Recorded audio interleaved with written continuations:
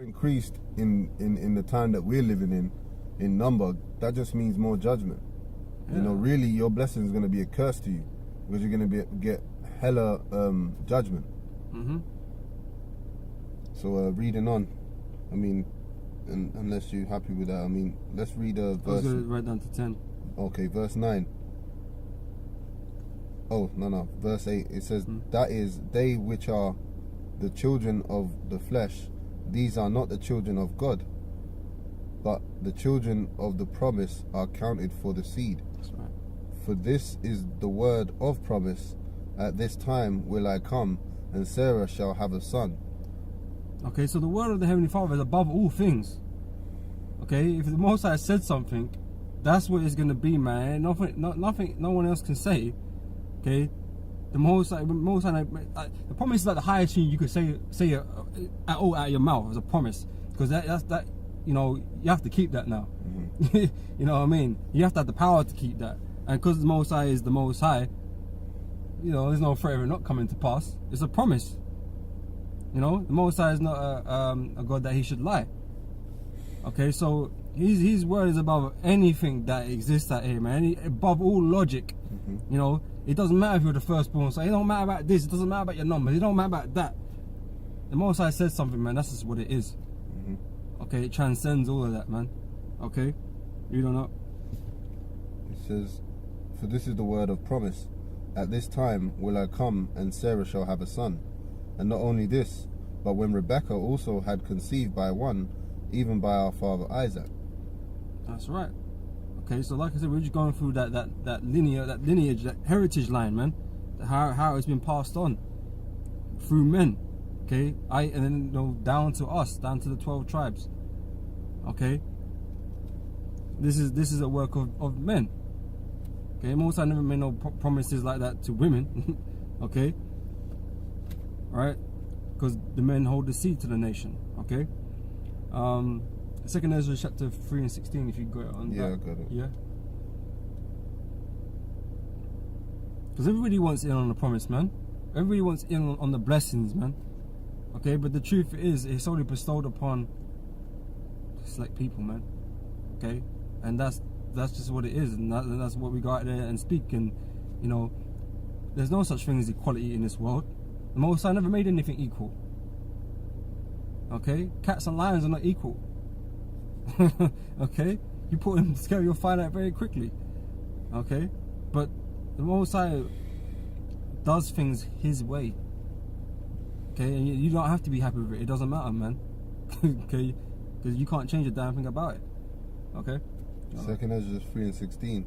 And unto him thou gavest Isaac, and unto Isaac also thou gavest Jacob and Esau. Mm-hmm. As for Jacob, thou didst choose him to thee. Right, so like I said, Esau was the firstborn, so he should have got the promise, but Most High didn't want that. He didn't set it up that way. He set it up that Esau was so faithful, he sold his birthright to Jacob.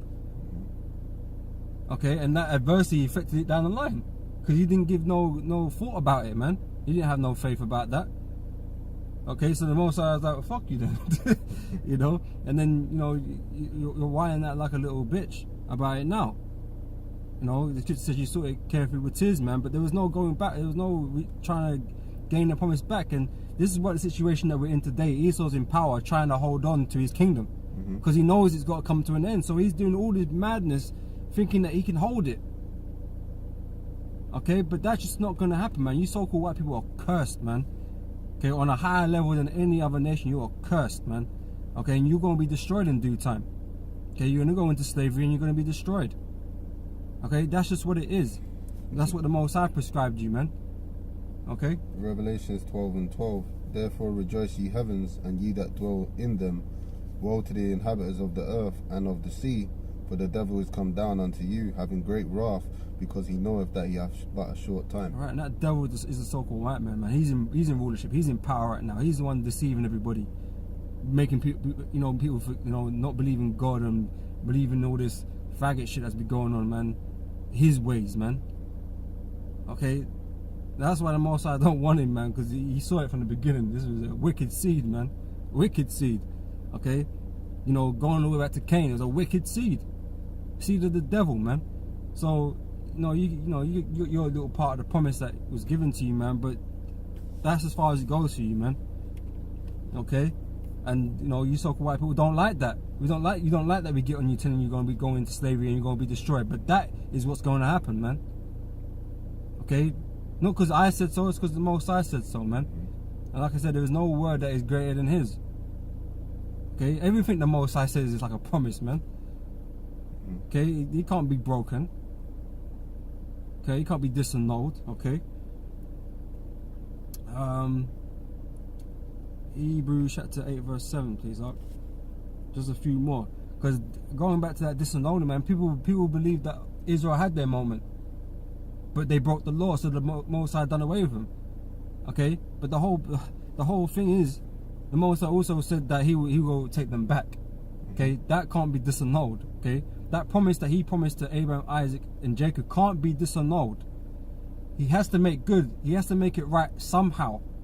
Even though Israel was wicked as hell and they deserve to be destroyed, man, the Most High has to make some sort of thing that makes it right to keep His promise. That is why Yahweh came for us, man, to give us that opportunity to save some of us, man. I mean, ultimately the whole nation gonna be saved, but the Lord is gonna save a remnant to save the whole nation, man. Okay, through Yahweh and His sacrifice for the nation, His nation. That's the whole premise of the whole scriptures, man. The Most High's got to make good on His word. If He don't, he's a liar. Okay, and the Most High is no liar, my friend. Okay, go on, read that out. You got something? And this is Hebrews 7 and 8. That's what you wanted out, you know? Yeah, 8 and 7. 8 and 7. So, okay.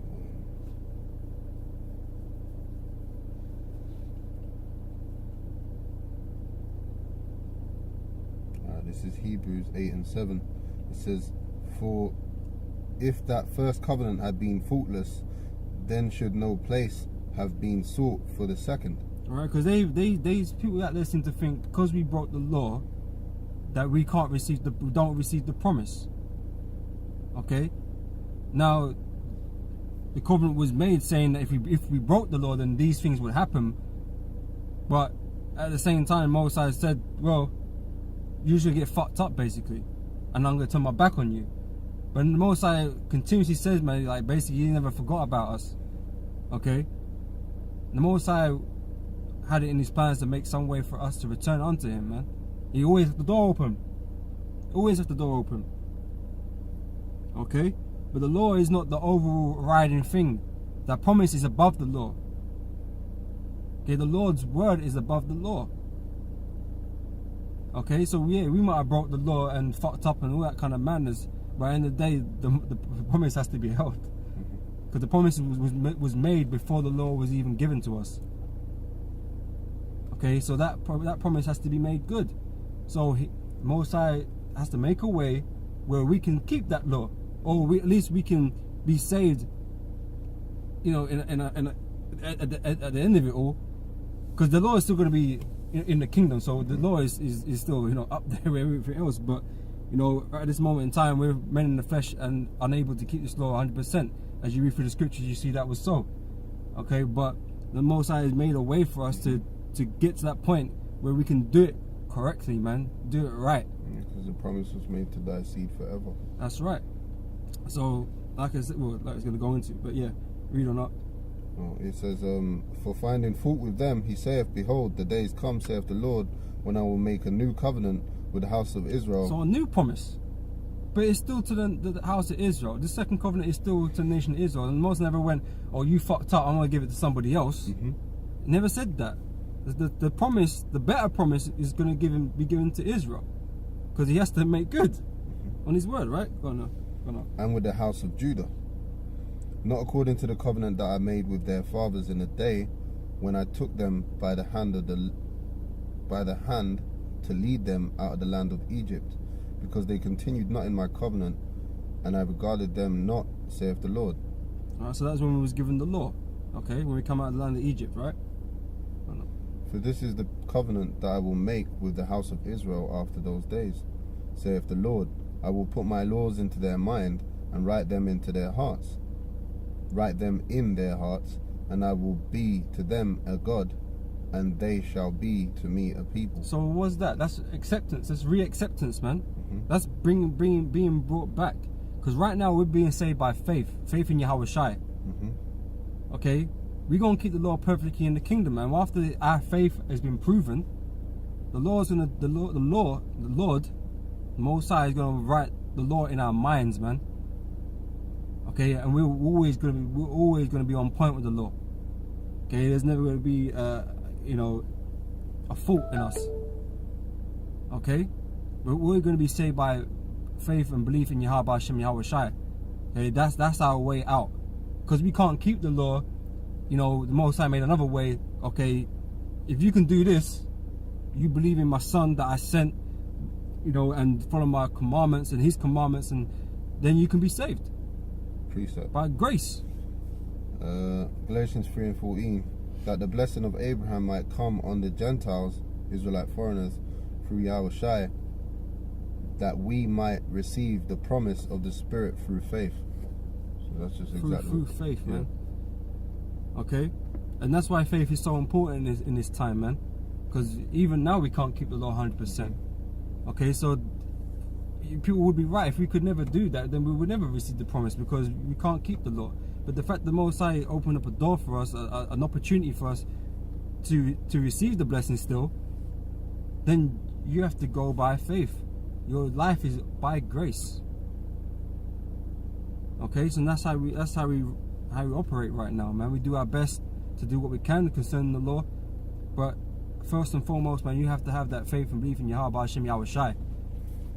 Okay, that is the terms and conditions of the promise as of this moment in time. Okay. Read on with the Hebrews. It says,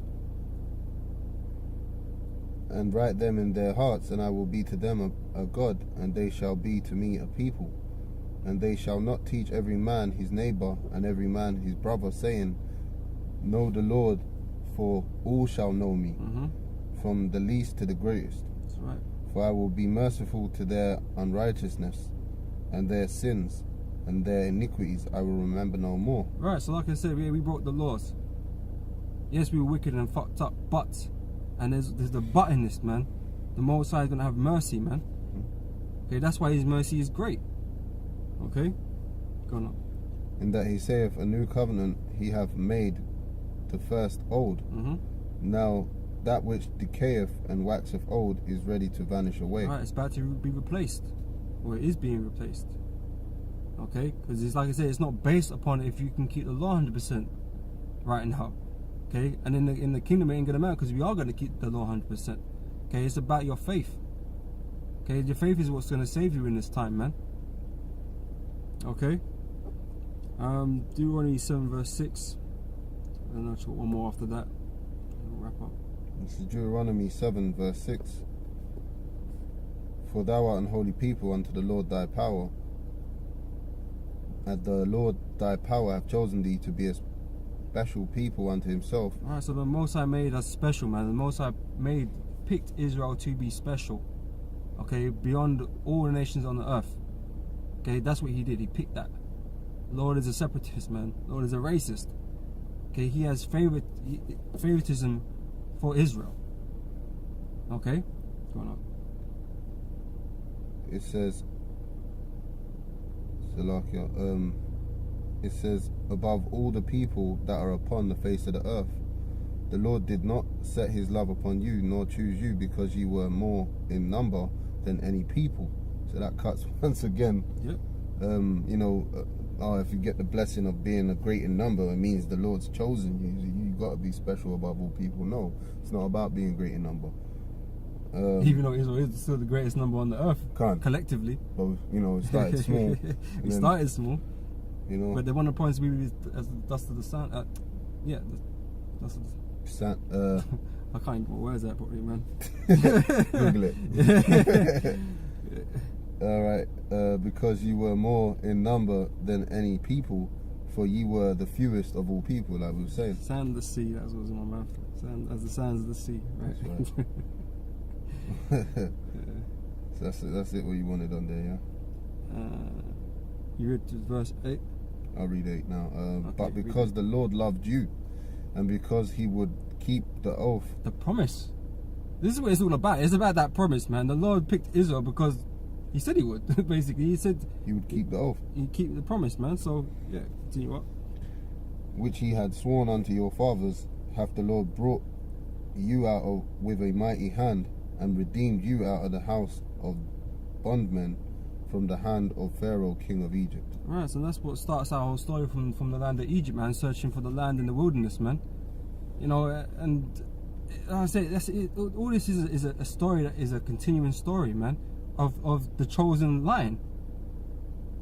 Okay, and it ends with Israel. Okay, Israel is that last, where the blessing last sat. So the story continues along with that family, man, and a lot of things happen within that family.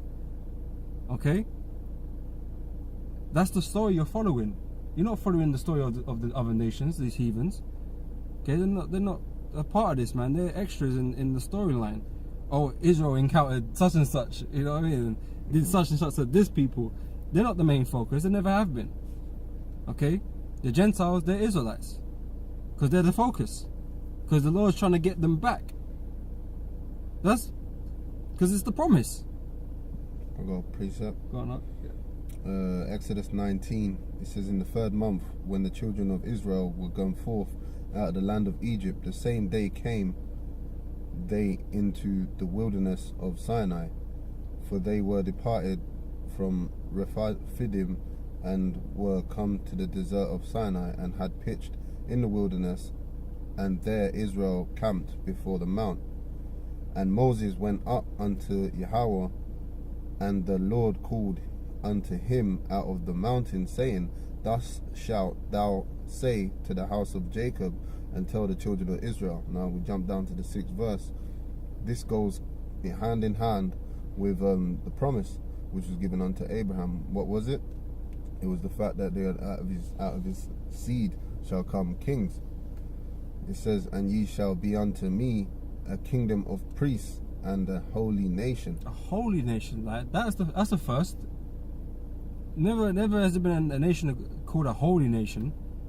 Okay, and that word holy means separate. Okay, we've been separated from the rest of these people, man, because we've been made better. As simple as that. The Most High picked us to be better. So then, for the promise to be fulfilled, like we was reading in Hebrews, I believe, what was it, the 8th chapter, the covenant would have to be refreshed, because right now we're basically living in an unholy society. Most of our people are unholy. You know, they live according to the ways of the other nations, man. That's right. That's why once we are made perfect, all right, then we're gonna completely be a holy nation. Right now, as a nation, we can't claim to be completely holy. This can't be the end of Israel right now. How things stand right now, this can't be the end for Israel, because like I said, it will contradict this. Exactly. You know, because like brother's saying, man, Israel all out of shape, man, all wicked as hell. You know, so this can't be the end for Israel, man. There has to be a come up, man. It has to be fulfilled. It has to be fulfilled, man. You know, and there's never been a point where the whole kingdom is, you know, was a kingdom of priests. You know, there was a priest. No, the Levites were the priests in the kingdom. Okay, but the whole nation is gonna be in the kingdom where, you know, we're all gonna know the Lord perfectly. We're all gonna be kings and priests. Yeah. We read that, yeah. You know, we're not gonna have to tell our neighbor. That's right. We're gonna know, which that was the Levites' job. Yeah. And our job is now just to teach the other nations now, because they don't know, because they're inferior. Okay, so that promise doesn't extend to nobody else. Oh, okay. It says, these are the words which thou shalt speak unto the children of Israel. Not everybody. That's right. And like I said, man, it doesn't matter how you people want to play it now. Is it gonna? The other kids gonna be wearing king crowns on there? They all Abraham's kids. No, man. Well, like I say, it doesn't matter how you guys want to play it now. You're not involved in this salvation that you speak about. You know, with the people like rolling around with the Bibles that know nothing about it. Okay, this is exclusively for Israel, man. Okay, because you're not a partaker of the promise. The promise not been sent down to you Okay, and ain't no excuse you can make about how bad Israel was. None of that is gonna matter ultimately. Okay, because the Most High is already said He gonna forgive us. Okay, but I've got one last scripture left. And you got something now? Just a quick point, man. I should have said it earlier, but you know what? Oh shit! Why did I do that? Genesis 27 again, and let's see it. Yeah. Like this is just a straight point, man. Genesis 28, 27 and 29. Let people serve thee, and nations bow down to thee. Be Lord over thy brethren. So this stupid idea that you Christians have in your mind, that it's going to be for all nations. How can everyone be a king? Like the whole world. I mean, at the end of the day, it's just said here. It has to be fulfilled. It said, let people serve thee. Mm-hmm. That's what we're saying. That's what we're saying out here. Kings get served. You're servants, man. That's what we've been saying, man. You gotta go into slavery and serve. So how can everybody? Who's gonna serve? That's right. Everyone's got a crown on their head. Who's serving who? And you can't tell me, oh yeah, but that was a promise that was then. Israel had their moment to shine. You can't say that, man, because when you read down, it says, "Is it cursed be everyone that curseth thee?" Yeah. Wait, these other nations are under no curses, man. They're cursing us right now. Yeah. Ain't no one trying to bless us right now. But all these nations are above us, man. So these motherfuckers should be cursed right now.